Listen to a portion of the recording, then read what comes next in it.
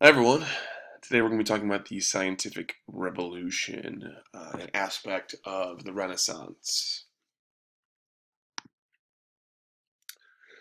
So during the medieval times, we learned a lot about sort of the archaic ways of thinking about education and society and things like that.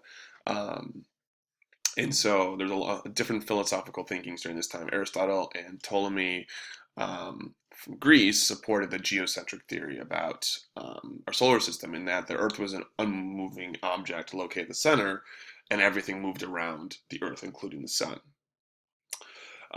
This was a very common idea, something that a lot of people looked at as we talked about how people really were influenced by Greek thinking, but especially during the medieval times, this is what was a big focus of how people saw the Earth.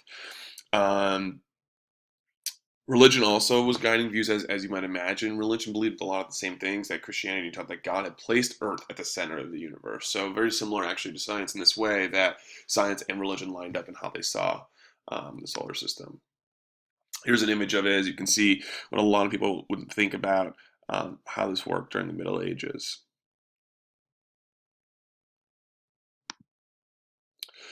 Before the scientific revolution, science was called natural philosophy. It was mixed with moral philosophy, some theology, numerology, alchemy, and magic. So a lot of these different components together. You can see by this idea of alchemy and magic that people really, some people would probably take it some seriously. Some people saw it more as something that was really out of man's control. And so sort of just like as is versus something that could be studied and understood and manipulated. Um, and this was believed for a long time. Ancient Greek sources were highly trusted, so people would trust whatever the ancient Greeks would follow. Hence, why they believed in this geocentric theory, um, and why they believe people like Ptolemy and Aristotle. Really few experiments were performed because of this belief in how things that were as they were kind of already out of man's control. So what was the scientific revolution? From about 1542 to 1700, you can see right in the heart of the Renaissance. This really developed new ways to study the universe. Old authorities no longer were just blindly accepted, as we can see this continual pattern over time. Application of mathematics became appropriate to the natural world to help explain things. Man started to gain more control and understanding over the sciences that they would see and that they would be able to create for themselves. This allowed for the creation and spread of new ideas and discoveries, really enhancing the knowledge and things that man were able to understand. So, what were some of the causes? The voyages of discovery and colonization. During the Renaissance, a lot of people were able to travel more, and they would go to places like Latin America and Asia and Africa, and they were really able to see animals and different kinds of things there, and people that they never would have thought they'd ever be able to see, people that and things that they never could see in Europe. And it really began to challenge their understanding of how the world worked and what was in the world for them to understand. And it really forced them to push their boundaries beyond what was just generally accepted into what was able for them to make sense of in this new way. Um, as we talked about with the start of the Middle Ages, with the fall of the Roman Empire, how languages went away, new languages were able to sprout up. And so a lot of the ancient and medieval works were translated into Latin and then into different vernacular languages as they were in different pockets around Europe. And this really allowed different people to make more sense of what history said about science and then be able to then translate it for themselves and then be able to grow from there. Versus before, when a lot of people weren't able to understand it, only few who could read Greek and ancient Roman languages were able to really understand it. All of this allowed for new inventions and institutions to come about that helped to promote the sharing of knowledge. And so when people were able to make these new discoveries, they were able to create new things and new institutions that helped to promote this idea of knowledge and that we should share it. And that more people were able to fulfill this idea of what it meant to learn and grow and understand the world around them instead of just accepting what was already there. This led to the new understanding what we now believe in today, this heliocentric model. You can see the difference between Ptolemy and Copernicus, who we're going to talk about in a moment, of their thinking on this. And then it's that Earth is not center of the universe. Excuse me. Earth is just another planet. and that everything revolves around the sun, and night and day is caused by Earth's rotation. So this is different. We talked about Ptolemy a few moments ago. And here we now see Copernicus. Here's the sun, and everything is revolving around the sun.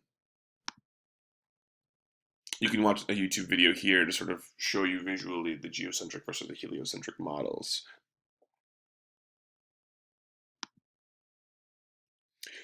So Nicolaus Copernicus came up with this idea in the late 1500s that this sun-centric universe is heliocentric theory, and that Earth is no different than any other planet. That Earth was not put in here by God. That Earth is really this understanding that Earth is just another planet. The sun is really everything here. And he wrote, it was published in the year of his death, just after he died, on the revolutions of the heavenly spheres. And you can see, you can listen to this really awesome NPR segment from a few years ago about sort of the continued influences of Copernicus. But he was really one of the first major scientists to really change the way that we saw something that we had just assumed was true for so long. Johannes Kepler was also one of the first scientists to use experiments and observations to really understand and guide his thinking. He began to apply mathematical formula to planetary movement, and he discovered that planets move around the sun in an elliptical orbit, not circles, the way that Copernicus originally had thought. And so not only did he confirm what Copernicus had said, he also expanded on it, and that it moves in an elliptical form, not just in a circle around the sun, as you can see through this diagram here, which is something that we really look at today and understand that as the way in which this Earth revolves around the sun. Galileo Galilei, perhaps is someone that you are most familiar with. Galileo, he designed the first telescope with different lenses to be able to see movement of stars and shapes of moons and patterns of things in the sky. The church believes heavens are fixed and unmoving, and as Earth is central, and so they become very furious with Galileo, as you might imagine. Galileo is accused of heresy, crimes against the church. We're going to talk about if that is actually true in the coming days. He was brought to trial before a Catholic Inquisition, and he's forced to recant his statements. But Galileo gathered a ton of observational data that supported the heliocentric model. And he wrote the dialogue concerning the two chief world systems in 1632, where he discusses how people like Kepler and Copernicus were true and accurate about what they were believing. And it really challenged the church. And the question becomes, why was the church so overly concerned about this? Why do they care? Well, for one, Galileo was Catholic, and they believed that if a Catholic man can come up with all these different scientific new discoveries and challenge the thinking of the church, then, as you might imagine, other people might, and that would really take a massive hit on the credit and the reputation of the church and their ability to listen. The Protestant Reformation picked up on this big time, and as they're already concerned with what's happening with the Protestants to begin with, they clearly were very concerned already with the way in which things were being done, and could not risk even more challenges. Events around this time had disturbed the faith of many Christians, as we've talked about. Movements in the heavens which contradicted the church doctrine. As we just said, the church really believed that nothing moved up there. And so now we have something understanding that planets move and things revolve around different things, and stars move in and out of different areas of the solar system, and really challenged the church, and the church really cared heavily. And so they brought Galileo to trial. They forced him to read a signed confession saying that Copernicus was wrong and that he's wrong, and then he was forced to live under house arrest for the rest of his life as a result of this Inquisition. Out of this, we see this new discovery of what's known as the scientific method, what we just practiced in class earlier today, and as I know you've been using throughout your science classes, this idea of being able to, instead of just listen to what's already been done, you observe and you research and you create a hypothesis, you gather data, and then you return to your hypothesis to see what's true and draw conclusions from that method. And so this really comes out of the scientific revolution as how we look at science today, and why this is such an important time within our history. Please make sure you answer those two questions in those notes and be prepared to go for class tomorrow as we continue to explore the ideas of the scientific revolution. Have a great day.